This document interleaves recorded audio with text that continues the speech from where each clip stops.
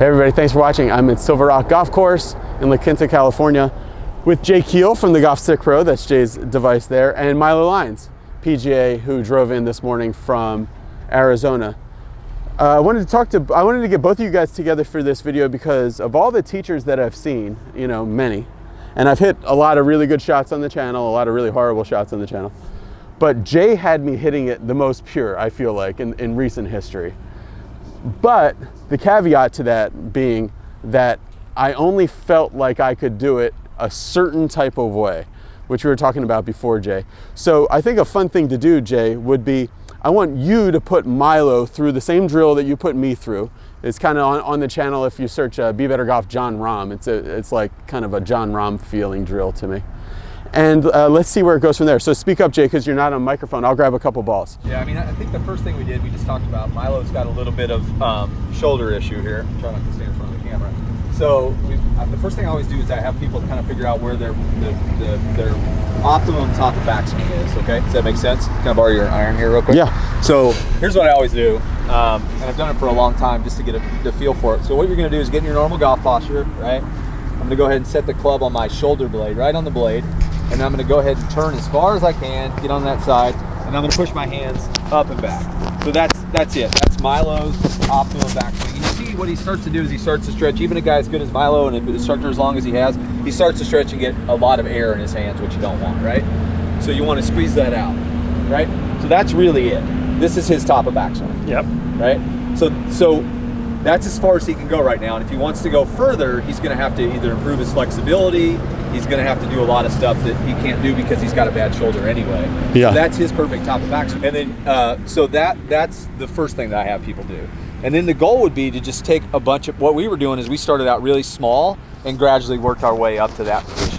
So what you want to do is you want to hit some shots that you would probably really consider half to three-quarter shots and never go any further than that position with the understanding that that's your optimum top of backswing. Does that make sense? Go ahead and do that first, Milo. So basically you're feeling, Jay, remember you were kind of like setting the wrist, yeah, and you're only taking it feeling to about there on both sides. So what we're going to do is we're going to go like parallel to the ground, parallel to your toes basically, right?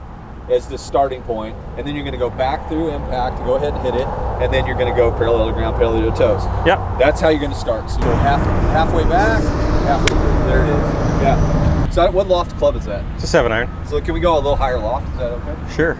He's saying he wouldn't do this drill with a 7-iron. He would do it with a pitching wedge, a 9-iron. On the video, I was using 7 and only hitting it really, really good, like maybe like 6 out of 10 times. But once you switch to like pitching wedge, you can really pure it. So again, hands a little ahead, practice that impact you're really good at, and rotate through it.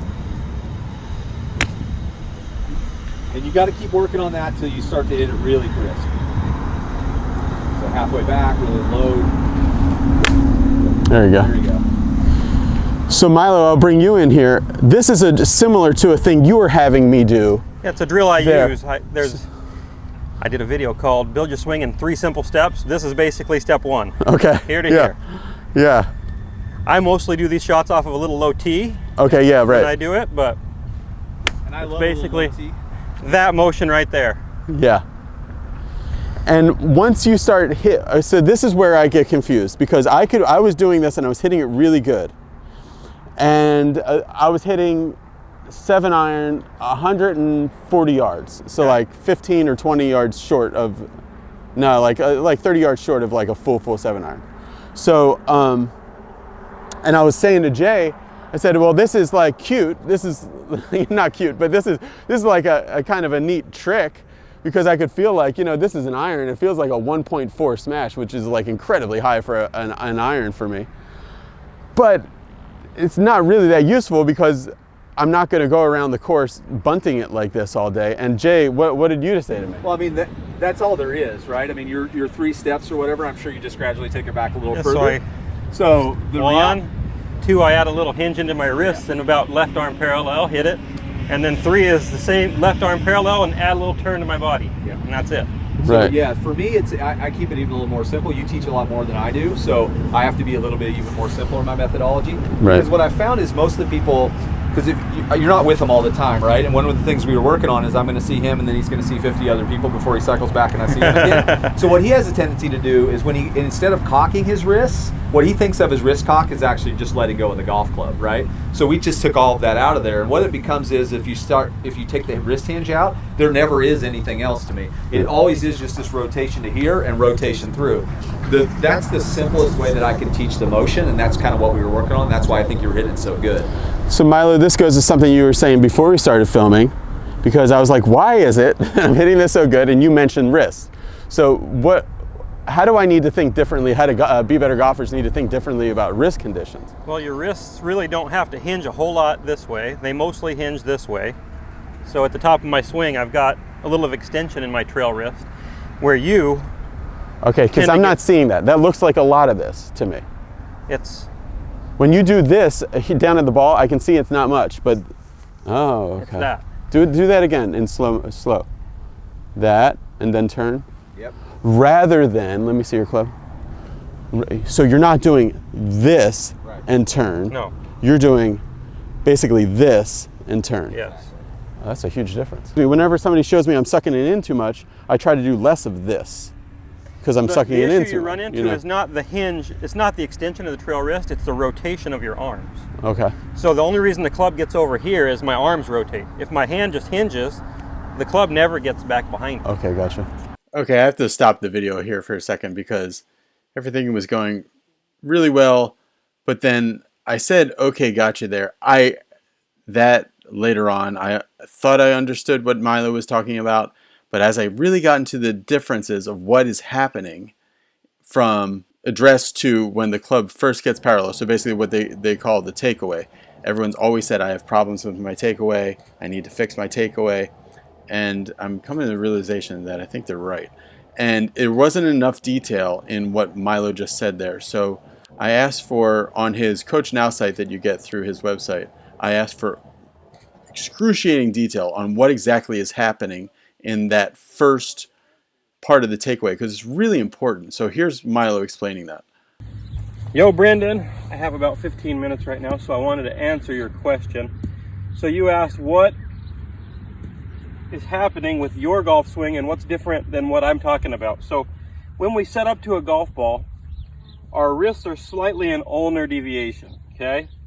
Now if I feel like all I do is hinge my right wrist into extension like this, in reality what happens is my wrist actually radial deviates some amount, because it's not going to go purely from this ulnar deviated position to extension with the same ulnar. Now if I did that, my swing would look like this, which is what yours does. So you stay in ulnar and you go this way. Now what I do is mine is in plane hinging. So my hinge hinges on plane.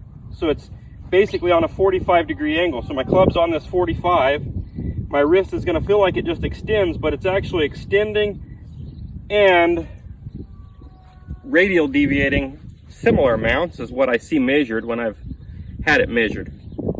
I don't feel like I have to do any hinge vertical.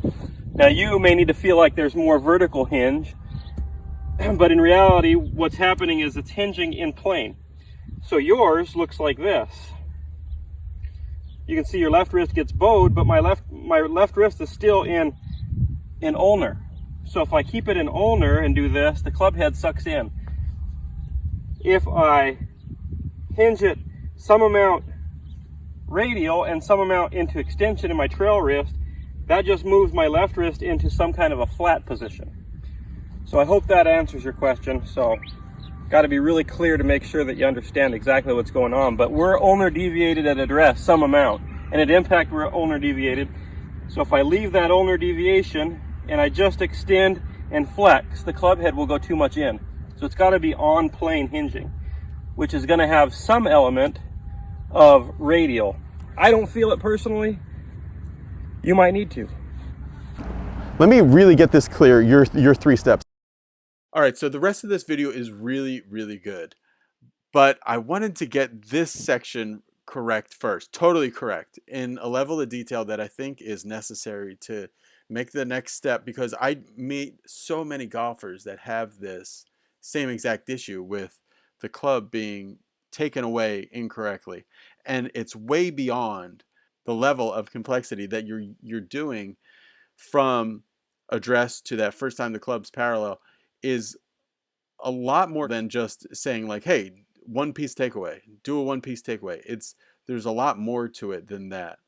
And so I really appreciate the level of detail that Milo gave me, because the rest of this lesson, Jay goes on to talk about his John Rahm drill, and Milo talks about his 3-step approach to getting better. And we really get into some really interesting, great stuff about like, okay, how do you make the next step in really going from like a smooth, solid drill swing to an actual full-on golf swing where you have the correct dynamics that are actually carrying over.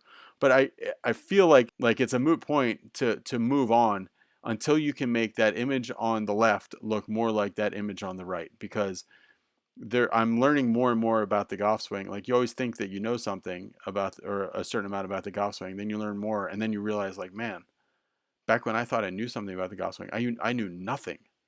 So really, in this takeaway, and I've known this before, but knowing it in a different way now, that when you're tucked under like that, it's just it necessitates a certain amount of steepening and then flipping later that is going to make the rest of this lesson really difficult. So I wanted people to kind of get that in super crisp detail. That all came from Milo Lines, golf.com. I'm on his website, and if you're part of the website, you get into this Coach Now platform. It's like a Facebook page just for MiloLinesGolf.com. And the people were talking about this on there, and I was editing this video at the same point. And I'm like, okay, there's that part when I said, okay, gotcha, let's move on. It wasn't enough detail. And getting this part about in-plane hinging on the takeaway is going to be so important that let's nail that first before we get on to the rest of this lesson, which will be in a couple days. All right, guys, thanks for watching. Go to MiloLinesGolf.com. Use the promo codes BeBetterYearly or BeBetterMonthly for a great discount. Thanks for watching, everybody. Bye.